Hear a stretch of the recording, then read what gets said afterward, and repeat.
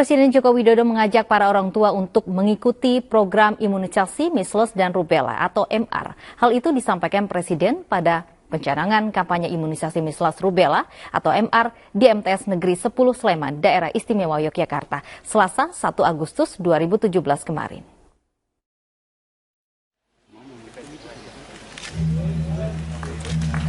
Imunisasi MR diberikan untuk melindungi anak Indonesia dari penyakit kelainan bawaan seperti gangguan pendengaran, penglihatan, jantung, dan retardasi mental yang disebabkan oleh infeksi rubella pada saat kehamilan. Oleh sebab itu, kita ingin hari ini dimulai program imunisasi measles rubella ini, sehingga nanti kita bisa terhindar dari tadi yang disampaikan oleh Bu Menteri, dan Fatwa MUI juga sudah menyampaikan bahwa ini mubah. Artinya juga bahwa imunisasi ini manfaatnya jauh lebih banyak daripada mudaratnya. Measles atau yang lebih dikenal dengan campak dan juga rubella adalah penyakit infeksi menular melalui saluran nafas yang disebabkan oleh virus. Campak dapat menyebabkan komplikasi yang serius seperti diare, radang paru atau pneumonia, radang otak, kebutaan, bahkan kematian. Sementara rubella biasanya berupa penyakit ringan pada anak. Akan tetapi bila menular kepada ibu hamil pada awal kehamilan dapat menyebabkan keguguran atau cacat pada bayi yang dikandungnya. Program imunisasi MR secara serempak dilaksanakan pada Agustus hingga September 2018 untuk seluruh wilayah di luar Pulau Jawa. Saat ini anak-anak di Indonesia yang sudah mendapat imunisasi MR masih kurang dari 1%, padahal idealnya lebih dari 95% anak-anak mendapatkan imunisasi MR. Sehingga pada 2020 mendatang Indonesia diharapkan terbebas dari penyakit campak dan rubella. Dari Sleman, Daerah Istimewa Yogyakarta, Gunanto Farhan memberitakan. Pemirsa, tangis para siswa mewarnai pelaksanaan imunisasi di SD Negeri 1 Jambu, Jepara, Jawa Tengah. Mereka menangis karena ketakutan dengan jarum suntik.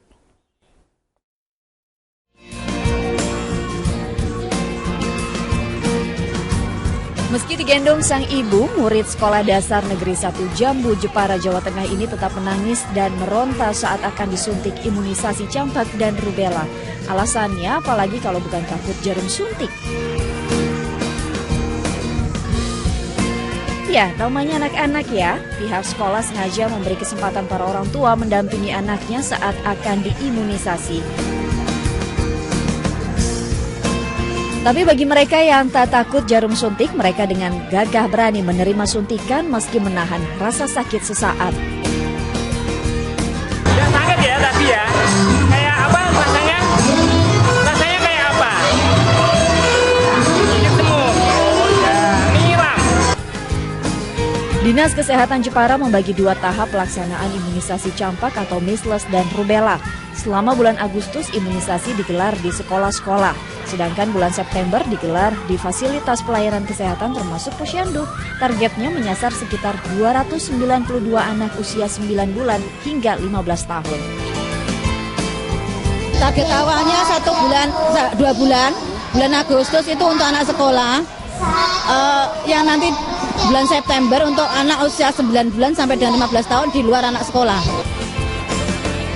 Dengan suksesnya bulan imunisasi measles rubella, diharapkan Indonesia bisa mengejar bebas campak dan rubella pada 2020 mendatang. Dari Jepara, Jawa Tengah, Alif Sutarto, MNC Media memberitakan. Dan pemirsa, untuk membahas virus rubella, di studio sudah ada Dr. Elizabeth Jen Supardi selaku Direktur Surveillance dan Karantina Kesehatan. Dan kami juga akan mengundang partisipasi Anda melalui telepon 021392746. Oke, dokter, selamat pagi. Selamat pagi. Selamat pagi, senang sekali bisa bertemu dengan Anda, dokter. Dokter, kalau tadi kita melihat apa pengertian rubella, begitu ada gejala-gejalanya. Sebenarnya apa sih yang harus ditakutkan oleh rubella ini? Apakah sama dengan campak biasa begitu, dokter? Baik, jadi ini sebetulnya 2 penyakit ya. Selama ini pemerintah menyediakan vaksin gratis itu untuk campak. Kali ini di dalam vaksin campak itu juga ada vaksin rubelanya. Jadi satu suntikan ada 2 vaksin. Gitu. Sehingga tidak ada menambah suntikan. Nah kalau campak umumnya orang tua kita tahu, kenal. Dan mereka dulu sebelum ada vaksin, di mana vaksin penyakit campak itu pasti semua anak kena, ya, orang tua kenal. Penyakit campak itu seperti apa. Nah, sedangkan rubella bahasa Indonesia itu campak Jerman, gitu. Jadi campak Jerman, tapi di Indonesia juga ada, ya. Jadi ini rubella ini ada di mana-mana, ya. Umumnya gejalanya tidak dikenali karena dia sangat ringan. Kadang-kadang 50% penderita campak itu tidak ada gejalanya. Penderita rubella, maaf, itu tidak ada gejalanya. Itu sebabnya orang tua kalau ditanya anaknya kena campak Jerman nggak ngerti, itu ya. Jadi dia itu sebabnya ringan. Memang betul kalau kena kepada anak rubella, ya, kena pada anak maupun pada dewasa, ya, itu ringan saja. Tidak ada dampak cacat mati, itu tidak ada. Nah, justru yang kita takut bila kena pada waktu ibu hamil. Hamil waktu trimester yang pertama, di mana saat itu sedang pembentukan otak, pembentukan semua organ-organ tubuh vital itu semua pada trimester pertama, 3 bulan pertama kehamilan. Nah, itulah yang kemudian nanti tiba-tiba waktu melahirkan kaget, anaknya cacat. Begitu, ya. Jadi rubella menyerang itu. Kabarnya memang diprioritaskan untuk anak usia 6 bulan sampai 15 tahun, betul, dokter? Nah, artinya jika memang resikonya lebih besar kepada wanita hamil, bagaimana penanganannya begitu, dokter? Gitu. Jadi begini, ini sedikit kita jadi harus agak sedikit agak ilmiah, ya.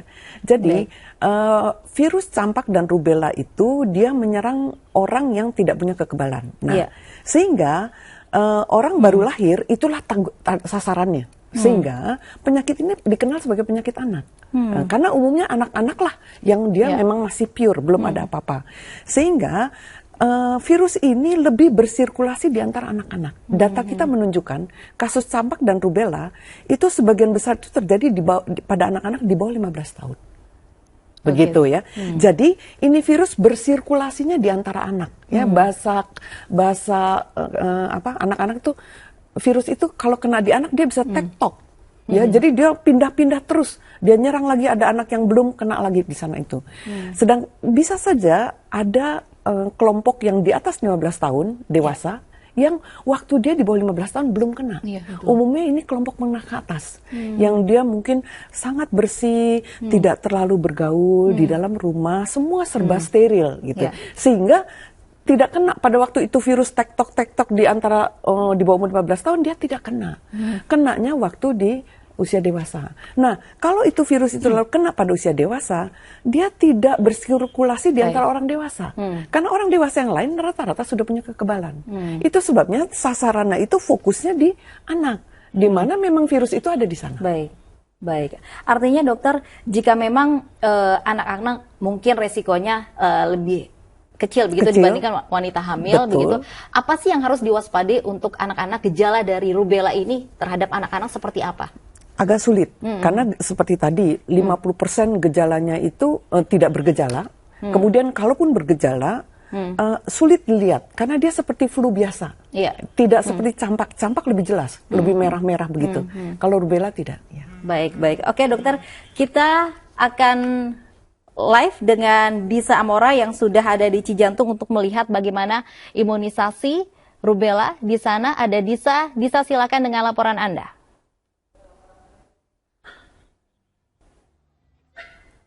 Lovi, memang pada hari ini dari Dinas Kesehatan Provinsi DKI Jakarta tengah melakukan kampanye imunisasi MR di sekolah yang pertama, yakni di SMP Negeri 103 Cijantung, Jakarta Timur. Dan untuk saat ini dari para murid-murid ini sedang melakukan berbagai persiapan untuk acara penyambutan tamu-tamu yang hadir pada hari ini, karena rencananya juga akan dihadiri oleh Menteri Kesehatan Ibu Nila Muluk dan juga Gubernur DKI Jakarta Jarod Syaiful Hidayat. Meskipun dari Menteri Kesehatan ini rencananya hadir kurang lebih pada pukul 11 siang nanti, namun proses imunisasi ini sudah berjalan sejak pagi tadi dan sejumlah siswa sudah merasakan seperti apa melakukan imunisasi MR ini, dan rencananya juga akan dilakukan kepada seluruh total siswa-siswi SMP Negeri 103 Cijantung ini berjumlah 1.050 siswa.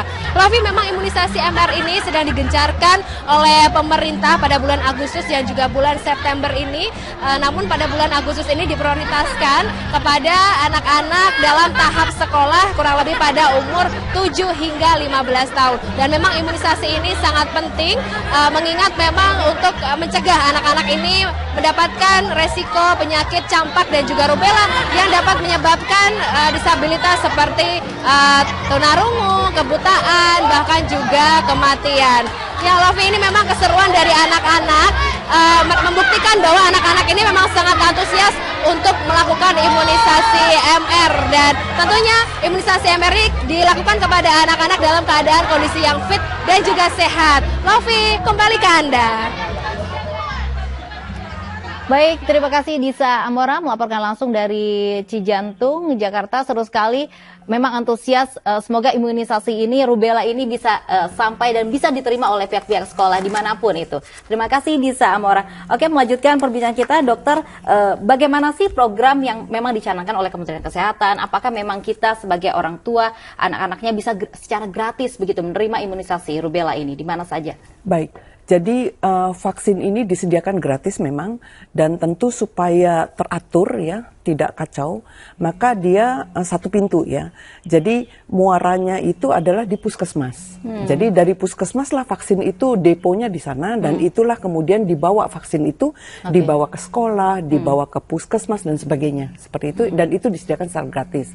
Nah, untuk mempermudah, maka semua tempat-tempat di mana pemberian pelayanan ini dilakukan ada tandanya. Ada tandanya, dan poster-poster maupun banner-banner itu sudah terpasang, dan jauh-jauh hari itu masyarakat sudah disosialisasikan, ya, sehingga nanti mereka tahu anaknya itu nanti kemana.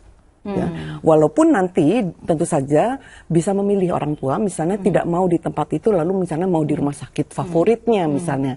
Nah, biasanya dipilih rumah sakit swasta yang kunjungan pasiennya banyak. Nah, ya, maka di situ biasanya juga dipilih untuk memberikan pelayanan MR. Dan itu juga secara gratis, Dokter? Betul, gratis semuanya. Oke, baik.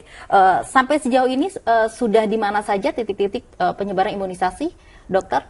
Ya, jadi di bulan Agustus ini semua sekolah, tetapi tentu ada jadwalnya. Misalnya tanggal 1 kemarin sekolah yang mana, tanggal 2 hari ini seperti DKI tadi di Cijantung, gitu. Jadi ada berbeda-beda. Jadi mungkin ada yang kebagiannya nanti di akhir bulan, bisa seperti itu. Jadi tidak serentak. Ya. Baik, oke, kita akan lanjutkan kembali perbincangan kita. Dokter Special Report masih akan kembali usai jeda berikut ini.